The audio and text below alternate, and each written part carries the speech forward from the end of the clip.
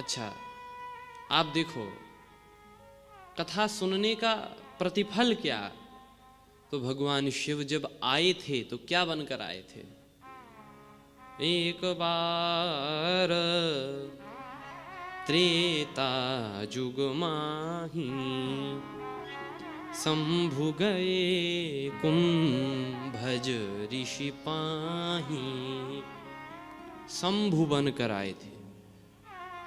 शंभु शंभु ये 2 अक्षरों का नाम है। 2 अक्षरों का नाम लेकर आए थे। कथा सुनने वाला ये शंभु है और कथा कहने वाला शंभु गए कुंभज ऋषि पाही। ये कुंभज मानो भगवान शिव ने पहले से ही तुलसीदास जी को कह दिया हो कि देखो हमारी महिमा वक्ता के आगे कम ही रखना, चाहे आप हमें कितना ही बड़ा मानो। तो इसीलिए शंभु लिखा और कुंभज वक्ता के लिए। ये भगवान शिव की उदारता हैं तो बहुत बड़े हैं, लेकिन नाम अपना शंभु लिखवाया। क्यों?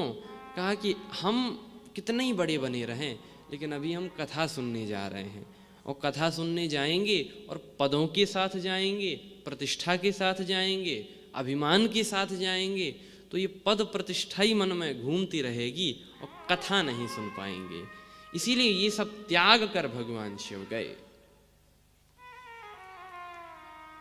गई तो सती जी भी थी, यद्यपि इनका नाम भी 2 ही अक्षरों में लिखा गया, संग सती,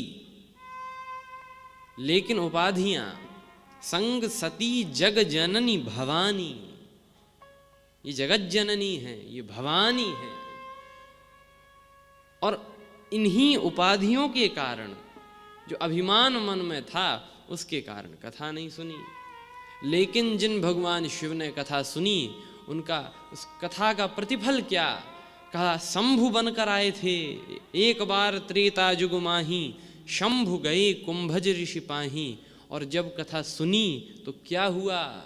राम कथा मुनि बरज बखानी सुनी महेश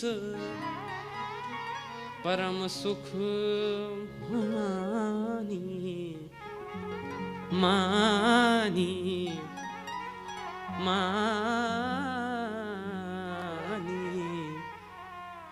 सुनी महेश। अब 3 अक्षरों का नाम हो गया। सुनी महेश परम सुख मानी। अच्छा, थोड़ी और सुनी और मन लग गया और गहराई से सुनी तो कहत सुनत रघुपति गुण गाथा। कहत सुनत रघुपति गुण गाथा। कहत सुनत रघुपति गुण गाथा।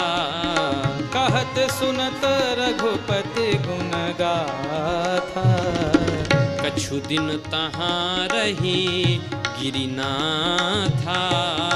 कछु दिन तहाँ रहे गिरिनाथा। मुनि संग विदा मागी त्रिपुरारी।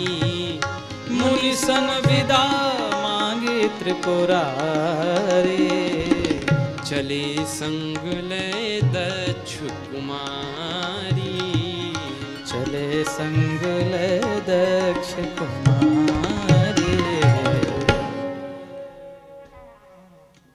कहा तो सुनत रघुपति गुण गाथा। कछु दिन तहाँ रहे गिरिनाथा। अब गिरिनाथ ये 4 अक्षरों का नाम है। और फिर मुनिसन विदा मांगी त्रिपुरारी। ये तरी पुरारी ये 5 अक्षर अब पंचाक्षरी हो गए। ये मानो ये पद प्रतिष्ठा में अभिवृद्धि हो रही है। और जिन सती जी ने कथा नहीं सुनी वे अभिमान में ही डूबी रहीं, तो उनका क्या हाल हुआ। आई थी जगजननी बनके, भवानी बनके, लेकिन सारी उपाधियां श्री तुलसीदास जी ने छीन ली। और मुनिसन विदा मांगी त्रिपुरारी। चले संगले। कौन आज जा रहा है। दक्ष कुमारी। और दक्ष कुमारी लिखने का आशा ये, दक्ष है अभिमान और अभिमान की पुत्री आज गई साथ में। अब तो भगवान शिव जा रहे हैं लेकिन अगस्त्य जी से भगवान शिव बोले, वाह आपने क्या कथा सुनाई, बहुत आनंद आया, बहुत आनंद आया। अगस्त्य जी बोले, कथा अच्छी लगी आपको? शिव जी बोले, बड़ी अच्छी लगी, बड़ी मनोहर। तो कहा कि कथा अच्छी लगी तो एक वरदान हमको दो, कथावाचक को कुछ दो, तो दक्षिणा तो दो। भगवान शिव बोले, हाँ दक्षिणा तो रह गई, बताइए क्या चाहते हैं? तो बोले कि अब आपसे क्या मांगे, आप तो खुद भिखारी बने घूम रहे हैं, कुछ है तो नहीं आपके पास, तो आपके पास जो हो वो ही मांग लेते हैं, जिसके पास जो है उससे वही मांग लो। अगर ऐसा मांग लेंगे जो आपके पास है नहीं तो फिर कुछ नहीं मिलेगा। तो क्या मांगा? का भगवान की भक्ति का वरदान मांगा। और वास्तव में यदि भगवान श्री राम की भक्ति कोई दे सकते हैं तो वो भगवान भोलेनाथ ही दे सकते हैं, भगवान शिव ही दे सकते हैं, और कोई भगवान श्री राम की भक्ति नहीं दे सकता। उनके पास जाएं, शिव के पास जाएं। क्यों? श्री राम जी स्वयं कहते हैं कि शिव द्रोही और मम दास कहावा, सोनर सपन्यू मोह न पावा। ऐसा व्यक्ति जो भगवान शिव का तो द्रोह करे, भगवान शिव से तो ईर्ष्या रखे, और मम दास कहावा, और मेरा दास हो, मेरी सेवा करता हो, ऐसा व्यक्ति कदापि मुझे प्राप्त नहीं करता। सोनर सपन्यू मोह न पावा, सपने में भी वो व्यक्ति मुझे प्राप्त नहीं करता। इसीलिए यदि भक्ति करें तो इन दोनों की करें। भगवान श्री शिव को प्रसन्न करना हो तो राम नाम लिख के बेलपत्री उनके ऊपर चढ़ा दो, 1 मिनट नहीं लगेगा, प्रसन्न हो जाएंगे। क्योंकि भगवान शिव जो हैं वो भगवान श्री शिव, भगवान शिव में और राम जी में संबंध क्या है? तो कहा, सेवक स्वामी सखा सी पी के, हित निरुपधि सब विधि तुलसी के। ये दोनों एक दूसरे के सखा हैं, एक दूसरे के स्वामी हैं और एक दूसरे के सेवक हैं। बड़ा प्यारा संबंध है इन दोनों में।